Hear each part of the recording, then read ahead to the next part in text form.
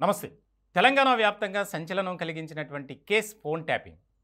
ఇప్పుడు ఈ కేసులో A1గా ఉన్నటువంటి మాజీ IPS intelligence chief Prabhakar Rao ఆయనకు అధికారులు రెడ్ కార్నర్ నోటీస్ జారీ చేశారు. చాలా కీలకమైనటువంటి పరిణామం ఇది. ఎందుకంటే ఈ కేసులో ఇప్పటికే లుకౌట్ నోటీస్ జారీ చేశారు. ఆయన కోసం సంప్రదింపులు చేసినప్పటికీ ఫలితం మాత్రం లేకుండా పోయింది. ఇదిగో వస్తున్నా, అదిగో వస్తున్నా అంటున్నారు తప్ప ఆయన మాత్రం ఇండియాకి రావట్లే. ఇలాంటి సందర్భంలో ఆయన ఏదైతే నెగ్లిజెన్సీగా ఉన్నారో దానికి సంబంధించినటువంటి అంశంలో చాలా కీలకంగా అడుగులు వేశారు. ఈ రెడ్ కార్నర్ నోటీస్ అనేది చాలా డేంజరస్. ముఖ్యంగా ఆ దేశంలో ఎవరైనా ఒక కేసులో తప్పించుకొని విదేశాలకు వెళ్ళిపోతే దానికి సంబంధించి కొంతకాలం వెయిట్ చేస్తారు, లుకౌట్ నోటీస్ ఇస్తారు. ఇచ్చిన తర్వాత కూడా స్పందించకపోతే ఈ రెడ్ కార్నర్ నోటీస్ అనేది జారీ చేస్తారు. అక్కడ ఉన్నటువంటి పోలీస్ అధికారులతో మాట్లాడుతూ ఎక్కడున్నా సరే అరెస్ట్ చేసే అవకాశాలు ఎక్కువగా ఉంటాయి ఈ రెడ్ కార్నర్ నోటీస్ ద్వారా. చాలా కీలకమైనటువంటి పరిణామం. ఇప్పటి వరకు వెయిట్ చేశారు, వస్తున్నారు ఆయన స్టేట్మెంట్ తీసుకుందామని. కానీ ఎక్కడా కూడా పోలీస్ అధికారులు అంటే ముఖ్యంగా ఈ ఫోన్ ట్యాపింగ్ విచారణ చేస్తున్నటువంటి అధికార బృందానికి ఆయన ఏదో ఒకటి సాకు చెబుతూనే ఉన్నారు. తాజాగా వారి కుటుంబ సభ్యులతో కూడా మాట్లాడించారు. 4-5 రోజుల్లోనే నేను బయలుదేరి వస్తానని చెప్పినటువంటి వ్యక్తి ఇప్పటి వరకు రాలా.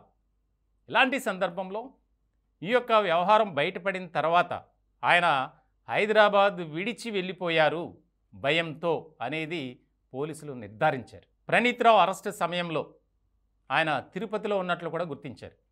చాలా ముఖ్యమైనటువంటి పరిణామం. అంటే ఆయనకు అప్పుడే భయం పట్టుకుంది, కావాలనే ఆయన అమెరికా వెళ్ళిపోయారు, ఇప్పుడు వైద్యం పేరుతో తప్పించుకొని తిరుగుతున్నారు అనేది ఒక నిర్ధారణకు వచ్చారు. ఇలాంటి సందర్భంలో ఈ రెడ్ కార్నర్ నోటీస్ ద్వారా త్వరలోనే ఆయన్ను హైదరాబాద్కు రప్పించే అవకాశాలు అయితే స్పష్టంగా కనిపిస్తున్నాయి.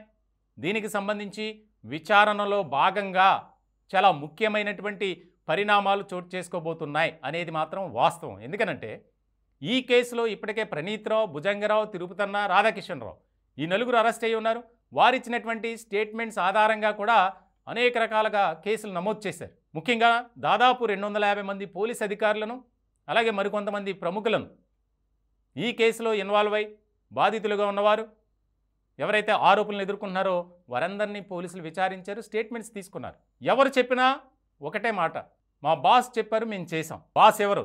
అప్పుడు ఇంటెలిజెన్స్లో ఉన్నటువంటి ఈ ఐపీఎస్ ప్రభాకర్ రావు. చాలా ముఖ్యమైనటువంటి పరిణామంగా మారబోతుంది. ఇప్పటికే రాధాకిషన్ రావు స్టేట్మెంట్ ఇచ్చారు, భుజంగరావు ఇచ్చారు, తిరుపతన్న, ప్రణీత్ రావు మాదేమీ లేదు, మా ఉన్నతాధికారులు ఆదేశాలు ఇస్తేనే మేము చేసాం అని. సో ఇలాంటి సందర్భంలో ప్రభాకర్ రావుని ఇండియాకు రాకుండా అడ్డుకుంటుంది గులాబీ పార్టీ నేతలనే ఒక ఆరోపణ, విమర్శలు కూడా వినిపిస్తున్నాయి. ఇటువంటి సందర్భంలో చాలా ముఖ్యమైనటువంటి పరిణామంగా ఇది మారబోతుంది. రెడ్ కార్నర్ నోటీస్ ద్వారా ఖచ్చితంగా ఆయన వస్తారు, లేదా అక్కడ ఉన్నటువంటి ఇంటర్పోల్ ముఖ్యంగా ఆ దేశంలో ఉన్నటువంటి పోలీస్ అధికారులతో మాట్లాడి ఆయన అరెస్ట్ చేస్తారు, అప్పుడు ఇక్కడికి తీసుకొస్తారు హైదరాబాద్కు అనేది బలంగా వినిపిస్తుంది.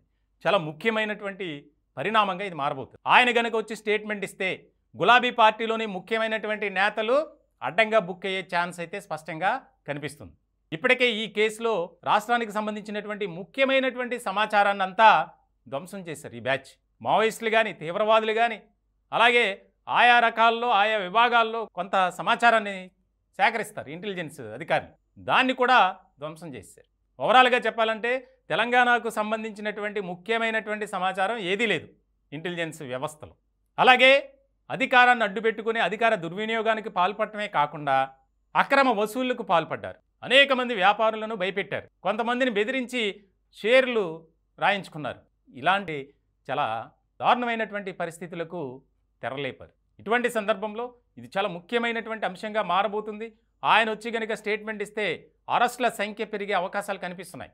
ఇప్పటి వరకు 4 మాత్రమే అరెస్ట్ అయ్యారు. తాజాగా మాజీ ఎస్పీ దివ్యచరణ్ రావును కూడా పోలీసులు విచారించారు. ఆయన వస్తే చాలా ముఖ్యమైనటువంటి వ్యక్తుల పేర్లు బయటకు వస్తాయి, దాన్ని ఆధారంగా చేసుకొని మనం ముందుకు వెళ్ళొచ్చు అనేది సిట్ అధికారులు భావిస్తున్నారు. ఇలాంటి సందర్భంలో రెడ్ కార్నర్ నోటీస్ అనేది ఒక ఐపీఎస్ అధికారికి మన దేశ చరిత్రలో మొట్టమొదటిసారి. ఈ కేసే ప్రపంచవ్యాప్తంగా ప్రాముఖ్యత సంతరించుకుందని చెప్పాలి. దేశవ్యాప్తంగా ఇండియన్ టెలిగ్రాఫ్ యాక్ట్ నమోదు చేసింది ఈ ఫోన్ ట్యాపింగ్ కేసు తెలంగాణకు. అలాగే సైబర్ టెర్రరిజం తాజాగా ఐటీ యాక్ట్ 66F ప్రకారం ఈ కేసు నమోదు చేశారు. ఇప్పటివరకు దేశ చరిత్రలో ఇలాంటివి జరగల. అంటే ఎలాంటి అక్రమాలకు పాల్పడ్డారనేది మనం దీన్ని బట్టి స్పష్టంగా అర్థం చేసుకోవాలి.